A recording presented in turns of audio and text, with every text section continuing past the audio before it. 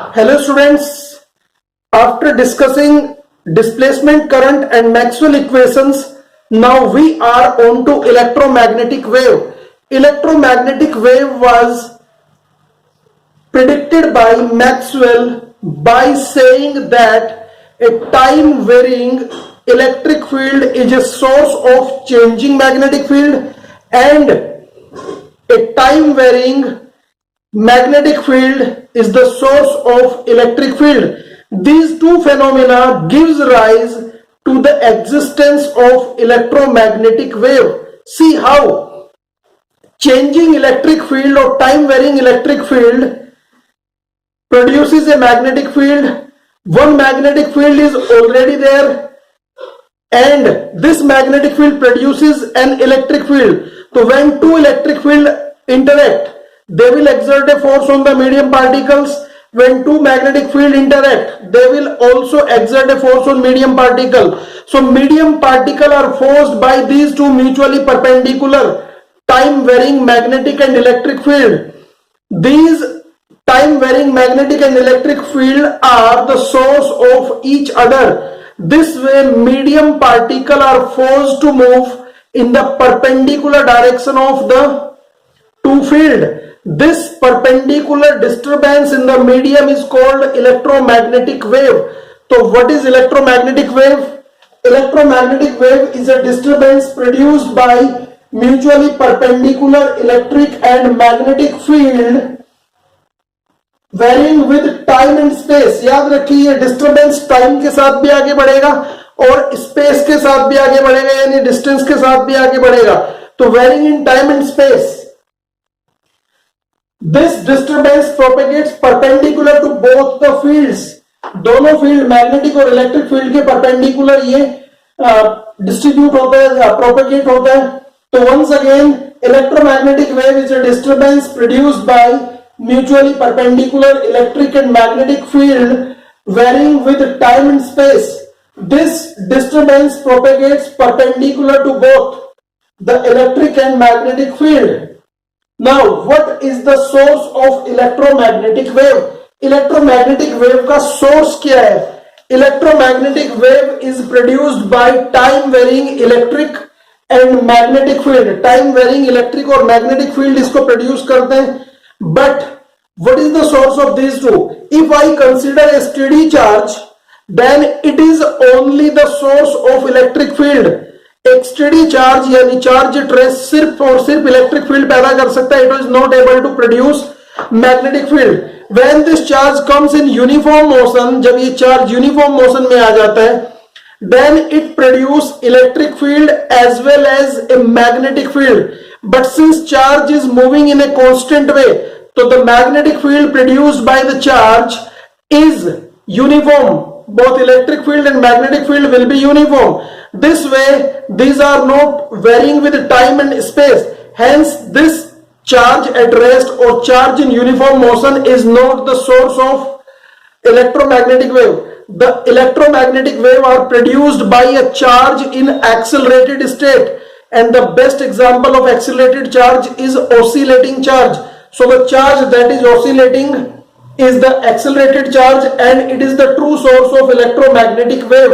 So if somebody asks you what is the source of electromagnetic wave, so your answer is accelerated or oscillating charge. Now the representation of electromagnetic wave. How shall we represent electromagnetic wave? Electromagnetic wave is represented in two ways. One is graphical representation and other is its mathematical representation.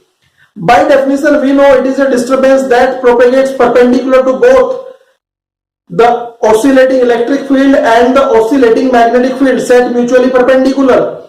So, I assume with this black line I am showing the electric field oscillations, and with the red line I am showing magnetic field oscillations, and this direction which is going along x-axis is the propagation of wave. So this is magnetic field, this is electric field, and this is wave propagation. Wave का propagation इस तरफ हो रहा है. So wave propagation is here. So what happens here? We have assumed that a wave is propagating along x-axis. Along y-axis we have set a time varying and space varying electric field. Along z-axis I have set a time and space varying magnetic field. First of all, both the field must have the same phase. दोनों का phase same होना चाहिए. And both must have the same frequency and same wavelength. दोनों का wavelength और frequency बिल्कुल एक जैसा होगा दोनों फील्ड का, ध्यान रखेंगे. तो हमने यहां पर क्या किया है, इस ब्लैक लाइन से एक नॉर्मल इलेक्ट्रिक फील्ड के वेरिएशन मैंने दिखाए हैं. ये इलेक्ट्रिक फील्ड है. मीडियम पार्टिकल्स, जब ये वेव ऊपर जाएगा तो medium particles along Y direction में ऑसिलेट करेंगे. जब ये नेगेटिव आएगा तो oscillation will be negative Y direction, again positive direction. Magnetic field Z axis के perpendicular. I am opening this book. इस बुक में जो फ्लैप है ऊपर की तरफ जो जा रहा है ये वाई एक्सिस है, ये आपकी तरफ मैंने जेड एक्सिस मान लिया, और ये जो मेरी उंगली इस तरफ पॉइंट कर रही है एक एक्स एक्सिस है.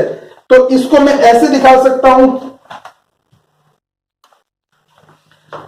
तो जो भी इलेक्ट्रिक फील्ड के ऑसिलेशन होंगे वो इस एक्सिस के परपेंडिकुलर होंगे, जो भी मैग्नेटिक फील्ड के ऑसिलेशन होंगे वो उस एक्सिस के परपेंडिकुलर होंगे. Means this magnetic field is oscillating this way. ये मैग्नेटिक फील्ड जेड डायरेक्शन में यानी परपेंडिकुलर टू बोर्ड ऑसिलेट कर रहा है, जिसको मैंने 3D कांस्टेंट की वजह से इस तरह से दिखाया है. तो ये जो रिप्रेजेंटेशन है इलेक्ट्रिक, मैग्नेटिक फील्ड और प्रोपेगेशन ऑफ इलेक्ट्रोमैग्नेटिक वेव तीनों को दिखाता है.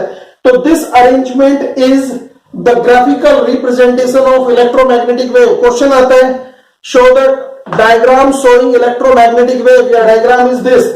Now the mathematical representation. I have assumed that electromagnetic wave is propagating in plus x direction, positive x direction में जा रही है. Electric field and magnetic field are set in y and z direction. Electric field y direction में और magnetic field z direction में हमने set किए हुए हैं respectively. Then electric field को, क्योंकि ये टाइम वेरिंग और स्पेस वेरिंग है, यानी इसमें आपने क्लास 11th में पढ़ा था प्रोग्रेसिव वेव का इक्वेशन, तो ये प्रोग्रेसिव वेव बनाता है यहां पर, यानी जो टाइम के साथ भी वेरी करती है और जो स्पेस में भी आगे बढ़ती है. तो E equal to E naught sine के X minus omega T J cap. E को मैंने यहां पर वेक्टर लिया है क्योंकि ये डायरेक्शन के साथ आगे बढ़ रहा है. ई नोट इसकी पीक वैल्यू है. साइन के X minus omega T that we call phase of electric field, और जो फेज ऑफ इलेक्ट्रिक फील्ड होगी that phase should be of magnetic field also. जे, क्योंकि इसका जो डायरेक्शन ऑफ ऑसिलेशन है वो जे कैप है, तो either you write vector sign here और जस्ट राइट जे कैप. तो मैंने जे कैप दिखाया क्योंकि इस वेक्टर साइन से मुझे इसके डायरेक्शन का पता नहीं चलता. जे कैप लिखने से मुझे डायरेक्शन पता चल जाएगी. सिमिलरली मैग्नेटिक फील्ड के लिए जो इक्वेशन होगा B equal to B naught sine के एक्स माइनस ओमेगा टी. याद रखें, अगर वेव नेगेटिव डायरेक्शन में जा रही होती, नेगेटिव एक्स में, तो फिर ये यहां पर प्लस हो जाता. तो अगर यहां बीच में माइनस है तो वेव पॉजिटिव डायरेक्शन में जाती है, और अगर यहां पर प्लस है तो वेव नेगेटिव डायरेक्शन में जाएगी. तो इट मींस, याद रखें कि यहां पर हम इसको डायरेक्शन ऑफ प्रोपेगेशन ले रहे हैं. So from here what is E and what is B? E and B are instantaneous value of electric and magnetic field respectively. Vector E naught and vector B naught are the peak values of electric and magnetic field. मैं इसके ऊपर से vector sign हटा भी सकता हूं. ये peak values है, amplitude of electric and magnetic field है. K X minus omega T, ये कंबाइंड टर्म जो है that we call phase of electric field and magnetic field. Electric field और मैग्नेटिक फील्ड का फेज कहा जाता है. हियर के इटसेल्फ, अगर मैं सिर्फ के की बात करूं तो के is propagation constant. Class 11th में हम पढ़ के आए प्रोपेगेशन कांस्टेंट. प्रोपेगेशन कांस्टेंट के इक्वल टू होता है 2 pi by lambda. 2 pi upon lambda. Lambda is wavelength. इस लैम्डा की अगर हम बात करें तो लैम्डा यहां पर वेवलेंथ है. वेवलेंथ की यूनिट मीटर में होती है. और अगर मैं इसको फर्दर प्रूव करूं तो लैम्डा इक्वल टू होता है सी बाई फ्रीक्वेंसी, यानी सी बाई एफ. तो लैम्डा इक्वल्स टू हमने पढ़ा था V equal to N lambda. तो यहां से मैं इसको कह सकता हूं ओमेगा अपॉन सी. अगर मैं k को लिखूं तो ओमेगा अपॉन सी या 2 पाई बाय लैम्डा, और क्योंकि omega can be written as 2 pi F, तो यहां पर 2 पाई एफ अपॉन सी भी मैं इसको कह सकता हूं, क्योंकि हम इसको दोनों तरह से कह सकते हैं। इसकी यूनिट होगी पर मीटर या मीटर इनवर्स, तो SI unit is metre inverse. Now we come to omega. Omega यहां पर जो मैंने लिया that is angular frequency. Angular frequency यानी इसको मैं कह सकता हूं 2 pi upon T, total angle divided by time period, और 2 पाई एफ, और from here omega can be written as C into K, C into K. तो omega can be written as C into के। Unit होगी radian पर second, इसकी unit radian पर second है। Here x is the direction of propagation. अगर इसकी मैं बात करूं, यहां पर मैं बात करूं तो ये के साथ जो भी लेटर लिखा है वो डायरेक्शन का लेटर है, यानी के साथ जो लिखा है एक्स, ये डायरेक्शन ऑफ प्रोपेगेशन है। अगर बीच में साइन नेगेटिव है तो एक्स पॉजिटिव डायरेक्शन होगी, और अगर यहां साइन प्लस है तो एक्स नेगेटिव डायरेक्शन होगी। Now for wave propagating in minus Y direction, negative Y direction में जो वेव प्रोपेगेट कर रही है उसको हम कैसे लेंगे, उसको कैसे लिखा जाए। हमने मान लिया कि इलेक्ट्रिक फील्ड एक्स डायरेक्शन में है और मैग्नेटिक फील्ड जेड डायरेक्शन में है, तो E equal to E naught K Y plus omega T. के साथ इस बार में वाई लिया क्योंकि डायरेक्शन ऑफ प्रोपेगेशन हमने वाई एज्यूम की थी, प्लस ओमेगा टी, और साथ में क्योंकि एक्स डायरेक्शन में तो आई कैप, तो इलेक्ट्रिक फील्ड की वैल्यू न्यूटन पर कूलम में नापी जाती है। Magnetic field B equal to B naught K Y plus omega T, और यहां पर के कैप लिया, इसकी यूनिट टेस्ला में आएगी। तो इस तरह से हम इलेक्ट्रोमैग्नेटिक वेव को रिप्रेजेंट कर सकते हैं in any of the given direction. अगर बाई चांस मैं कहूं यहां पर कि ये यहां पर मैंने जे कैप रख दिया, is it a proper direction, is it a proper equation? No, क्योंकि यहां पर direction J cap Y direction में जाता है और वाई वाई, यानी दोनों इलेक्ट्रिक फील्ड और वेव प्रोपेगेशन एक डायरेक्शन में नहीं हो सकते, ये पॉसिबल नहीं है। इसलिए मैं यहां पर जे कैप कभी नहीं लिखूंगा, ध्यान रखना है। हम यहां पर हमेशा क्या लिखेंगे, अगर एक्स डायरेक्शन में तो आई कैप और जेड डायरेक्शन में तो के कैप। तो this is the propagation of electromagnetic wave in minus Y direction, और इसका मैथमेटिकल इक्वेशन ये लिख के आया है। Now the properties of electromagnetic wave. Electromagnetic wave की प्रॉपर्टीज क्या है, हमने इसके इक्वेशन के बारे में पढ़ लिया, रिप्रेजेंटेशन पढ़ लिया। Electromagnetic wave are produced by an accelerating और ऑसिलेटिंग चार्ज। ये इसकी पहली प्रॉपर्टी है कि it is produced by an accelerated और oscillating charge. Number 2, they do not require any medium for their propagation. Electromagnetic wave को प्रोपेगेशन के लिए किसी मीडियम की जरूरत नहीं है। Electromagnetic waves are strictly transverse. Electromagnetic wave strictly transverse है, इस बात का क्या मतलब है? इलेक्ट्रोमैग्नेटिक वेव हमेशा अपने सोर्स यानी time varying electric field and time varying magnetic field के म्यूचुअली परपेंडिकुलर होंगी, यानी इलेक्ट्रिक फील्ड जिस डायरेक्शन में, उस डायरेक्शन में वेव प्रोपेगेट कर नहीं सकती। जिस डायरेक्शन में मैग्नेटिक फील्ड है वेव उस डायरेक्शन में भी प्रोपेगेट नहीं करेगी। It means wave will propagate perpendicular to both magnetic field and electric field. This is the transverse nature, means electromagnetic wave are strictly transverse. Number 4 property है the oscillations of electric field and magnetic field are in same phase. Electric field और magnetic field दोनों के oscillation same phase में होंगे, यानी दोनों का phase difference 0 होगा, यानी दोनों का फेज सेम होगा। अब हम नंबर 5 प्रॉपर्टी की बात कर रहे हैं। ये कहते हैं all electromagnetic wave travel in vacuum और free space at speed of light. Speed of light पर सारे इलेक्ट्रोमैग्नेटिक वेव ट्रेवल करते हैं वैक्यूम में। Speed of electromagnetic wave in vacuum is given by 1 upon square root of mu naught into epsilon naught. ये magnetic component है, ये electric component है, दोनों इलेक्ट्रिक मैग्नेटिक दोनों मिल रहे हैं, और इसके बाद स्पीड ऑफ लाइट के बराबर स्पीड आ रही है जो वेव की स्पीड है।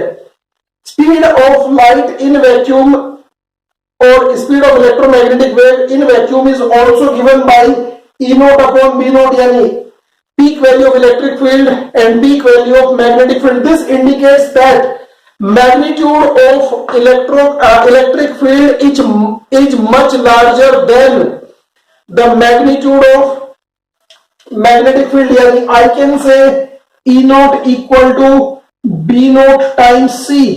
यानी यहां से एक नई चीज आती है, both the field are oscillating in same phase, both have same frequency and same wavelength in vacuum, but the magnitude of electric field, or you can say amplitude of electric field, is much larger than the magnitude of magnetic field. Now we come to the property number 6. In a material medium, किसी भी material medium में अगर मैं बात करूं तो electromagnetic wave travel at a different speed and the speed is given by V equal to 1 upon under root of mu into epsilon. Mu is the permeability of medium, epsilon is the permittivity of the medium. और हमें पता है mu equal to the mu r into mu naught and epsilon is epsilon r और k भी हम इसको कहते हैं डायरेक्ट्रिक constant into epsilon naught. But mu naught epsilon naught मिलके बना लेते हैं 1 upon c को स्क्वायर रूट में, तो यहां से मैं कह सकता हूं v equal to c upon mu r upon epsilon r. तो ये तीन वैल्यू है जिसकी वजह से मैं इसकी स्पीड इन मीडियम निकाल सकता हूं यहां से. और अगर मैं इसको देखूं तो ये हमारा जो वैल्यू आता है कंबाइनली, इसको मैं रिफ्रैक्टिव इंडेक्स ऑफ मीडियम के इक्वल भी कह सकता हूं. तो v is given by c by n, यानी स्पीड रिफ्रैक्टिव इंडेक्स के अकॉर्डिंग होती है. One thing to note, when electromagnetic wave travel in a medium, its wavelength is different for all wave, but frequency of all wave remains same. सारी wave की frequency same होगी, हाँ speed अलग अलग होगी, इसलिए हर वेव की इलेक्ट्रोमैग्नेटिक वेव की वेवलेंथ अलग अलग होगी. नाउ एक बार फिर नोट देख लेते हैं. Speed of electromagnetic wave in vacuum is constant for all electromagnetic wave. सारी इलेक्ट्रोमैग्नेटिक वेव की स्पीड वैक्यूम में कांस्टेंट होती है, so it is called universal property of electromagnetic wave. यानी speed of electromagnetic wave in vacuum is equal to C. Property number 7, electromagnetic wave carry energy with them. Electromagnetic wave जब travel करती हैं तो ये energy अपने साथ लेके आती हैं, and energy of electromagnetic wave is shared equally by magnetic field and electric field. Magnetic field और इलेक्ट्रिक फील्ड दोनों इस एनर्जी को इक्वली शेयर करते हैं. हम पढ़ के आए हैं पिछले चैप्टर में जब एलसी ऑसिलेशन हमने पढ़े थे, electrical energy is given bye, यहां पर मैं एनर्जी डेंसिटी की बात कर रहा हूं, energy density U equal to half epsilon naught into E square. यहां पर ई जो है RMS value of electric field है, इलेक्ट्रिक फील्ड की आरएमएस वैल्यू हम यहां पर लेते हैं. और ये यूबी यानी energy density in magnetic component is what, half B square upon mu naught. और यहां पर भी बी आरएमएस यानी मैग्नेटिक फील्ड का आरएमएस कंपोनेंट है. अगर मैं देखूं total energy of electromagnetic wave carried by electromagnetic wave, U equal to होगी यूई प्लस यूबी, क्योंकि दोनों में एनर्जी इक्वली शेयर थी, तो मैंने इन दोनों को वैल्यू को रखा. लेकिन मुझे पता है energy of electric component is equal to energy of magnetic component, so दोनों को मैं बराबर रख दूंगा. यानी टोटल एनर्जी और average energy of energy density of electromagnetic wave is given by either epsilon naught E square और B square upon mu naught. So this is average energy density of electromagnetic wave. Now the property number 8. Property number 8 is electromagnetic wave also transport linear momentum. Electromagnetic wave also transport linear momentum. If I assume the electromagnetic wave has energy U and it is traveling at speed c, then momentum will be P equals to U upon c. But this momentum will be for the wave if it is completely absorbed. If wave is completely absorbed, then momentum is given by U upon c. But if wave is totally reflected, then its momentum is given by 2U upon c, because that time momentum changes from P to minus P, and total momentum P will be what? P minus P. So that becomes 2P.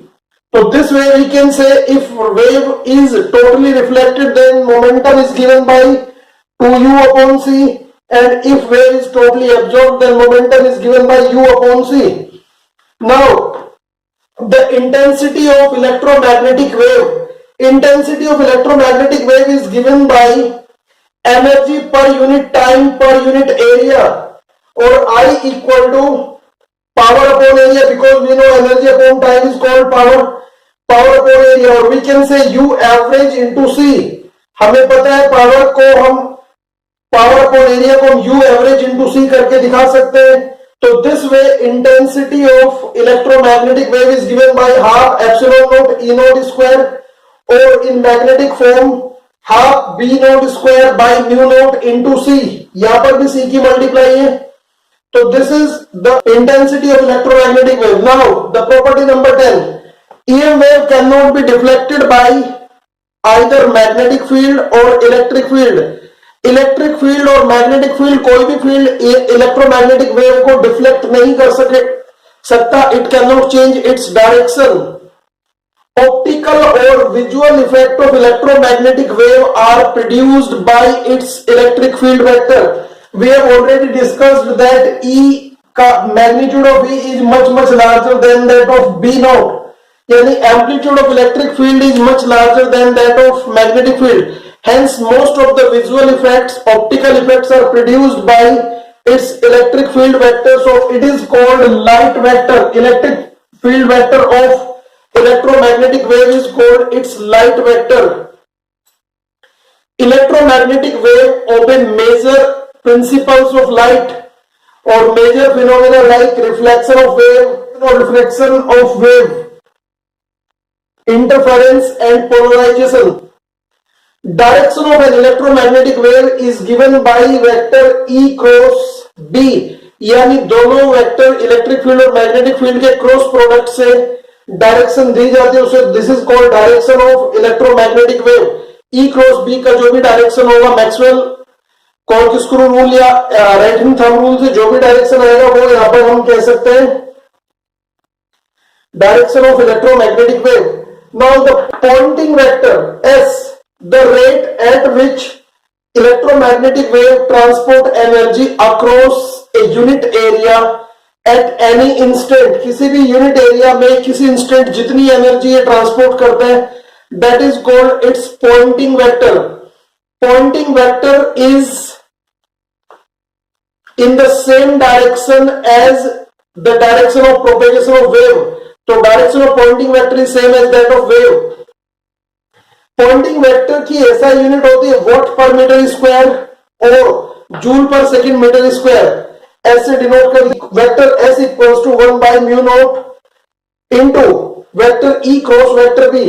If I see the magnitude of Poynting vector is EB upon mu naught, because EB electric field and magnetic field both are perpendicular, and we see E cross B का magnitude अगर मैं देखता हूं तो EB sine theta आता है, और sign 90 की वैल्यू 1 होती है तो it becomes EB bye mu naught. और हमें पता है क्योंकि E इक्वल्स टू होता है C टाइम्स B, तो अगर मैं यहां पर B को रिप्लेस कर सकता हूं, B को रिप्लेस करूं तो E अपॉन C आएगा, और ये बन जाएगा E square upon mu naught into C. और अगर मैं E को रिप्लेस करूं इस वैल्यू से तो it becomes CB square upon mu naught. So this is all about pointing vector and properties of electromagnetic wave. In the next class we shall discuss about the electromagnetic spectrum, a very important topic, much important topic. So thank you for watching.